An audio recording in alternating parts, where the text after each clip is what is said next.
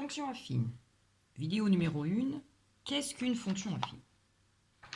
Alors, pour s'intéresser aux fonctions affines, il faut d'abord bien différencier les deux domaines dans lesquels on va travailler. On va travailler dans le domaine algébrique, c'est-à-dire tout ce qui est formule, tableau de valeurs, les différents types de tableaux, etc. Et puis du domaine graphique. Le domaine graphique, c'est quoi? Eh bien, c'est quand on s'intéresse à une courbe dans un repère. Alors, définition. Une fonction affine, c'est quoi? C'est une fonction f qui a x associé à x plus b, définie sur R, et l'expression de ma fonction affine, eh bien, soit on l'écrit sous cette forme x associé à x plus b, ou alors f de x égale à x plus b. Toute fonction qui s'écrit sous cette forme est une fonction affine. Donc, ce qui veut dire qu'il faudra à chaque fois faire réapparaître dans l'écriture, par exemple ici f de x égale 7x plus 3, eh bien il faut faire réapparaître le a fois le x plus le b. Donc 7 fois x plus 3. Donc f ici est bien une fonction affine, j'ai bien a fois x plus b.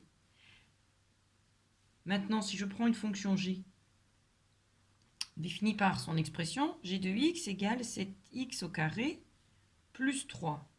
Quelle est la différence avec la fonction que j'ai au-dessus? Eh bien, ici, je peux dire que c'est 7 fois x au carré plus 3. Le problème, c'est que ce n'est pas x que j'ai, mais x au carré. Donc cette fonction n'est pas affine. Parce que ce n'est pas du x carré que je veux. C'est du x simplement. Si je prends une fonction h de x qui est égale à racine de 2x moins 5. Bon, mais ici, je peux dire que c'est racine de 2 fois x moins 5. Qu'est-ce que c'est? Racine de 2, c'est un nombre. Alors oui, effectivement, c'est un nombre avec une racine, mais ça reste un nombre. Moins 5, c'est un nombre. Est-ce que j'ai bien x tout seul? Oui. Donc, je peux dire que cette fonction h est bien de la forme a fois x plus b. b vaut moins 5 et a vaut racine de 2. Si je prends la fonction i de x, qui s'écrit 3 sur x plus 2. J'ai bien x ici, mais c'est quoi ça? Ça, c'est 3 fois 1 sur x plus 2. Je retrouve bien du x, mais il est au dénominateur. Or, moi, je ne veux pas du x au dénominateur. Je veux x tout simplement, pas 1 sur x, pas x au carré, pas x au cube, pas racine de x. Je veux x. Donc ici, 3 fois 1 sur x plus 2, ce n'est pas une fonction affine.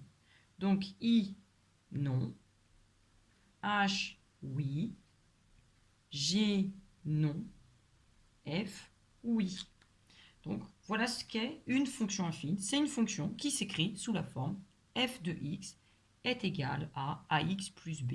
Ça, c'est important de reconnaître la formule qui correspond, l'expression de ma fonction f. Ensuite, dans le domaine graphique, cette fonction affine, dire qu'on a une fonction affine, ça équivaut à dire que on obtient comme représentation graphique une droite. Si vous n'avez pas une droite, ce n'est pas une fonction affine. Alors une droite, mais une droite qui ne sera pas n'importe comment, une droite qui va être non parallèle à l'axe des ordonnées. Toute droite, donc qui n'est pas parallèle à l'axe des ordonnées, représente une fonction affine. Toute fonction affine est représentée par une droite qui ne pourra pas être parallèle à l'axe des ordonnées. Vous avez une équivalence. Donc f affine équivaut à dire que sa courbe, c'est une droite. Quand vous avez une droite de représenter et que celle-ci n'est pas parallèle à l'axe des ordonnées, ça équivaut à dire que votre fonction, elle est affine. Alors, l'équation de votre droite, eh bien, votre droite, elle a comme équation y égale ax plus b, avec une différence en termes de vocabulaire. Ce n'est que le vocabulaire qui est différent, mais parce qu'on change de domaine. Quand on est dans le domaine algébrique, la valeur de a, ici, elle est importante, cette valeur.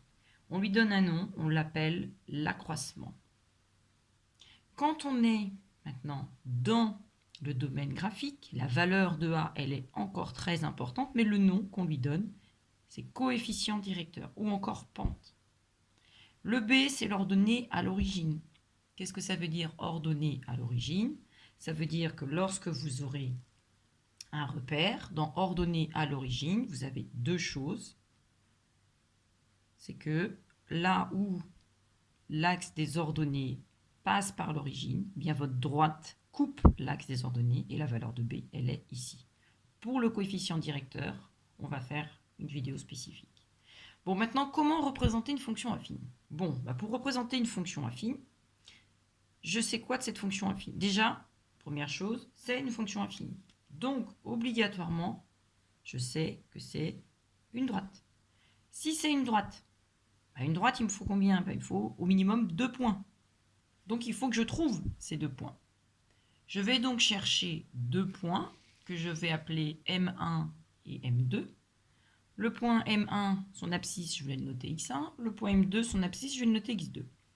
Du coup, trouver ma droite, qui est la représentation graphique de ma fonction, c'est aussi trouver la droite M1 et M2, à condition que M1 et M2 sont sur la droite, qui représente cette fonction.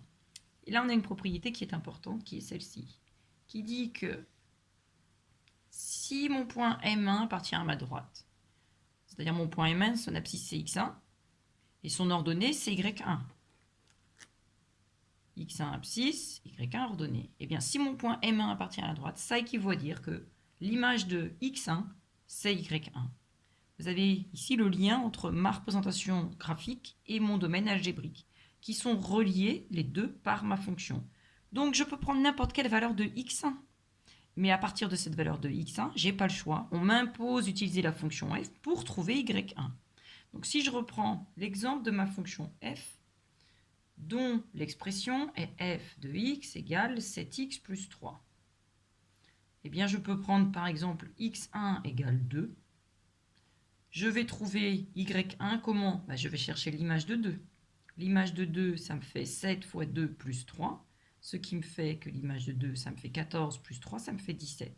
Eh bien, dire que f de 2 est égal à 17 dans le domaine graphique, ça équivaut à dire que le point de coordonnées 2, 17 sera nécessairement sur la droite qui représente ma fonction f. J'en ai trouvé un, il m'en faut un deuxième. Je prends une autre valeur pour x2, vous pouvez prendre ce que vous voulez. Alors l'idéal est de prendre une valeur assez loin pour éviter d'avoir des points trop rapprochés pour perdre en précision. Donc je vais prendre x2 égale moins 3. Bon, maintenant il faut que je calcule l'image de moins 3. C'est 7 fois moins 3 plus 3. Moins 21 plus 3, ça nous fait moins 18. L'image de moins 3, c'est moins 18. Ça, algébriquement, l'image de moins 3, c'est moins 18. Comment je le traduis graphiquement? Eh bien, j'ai le point de coordonnées moins 3, moins 18.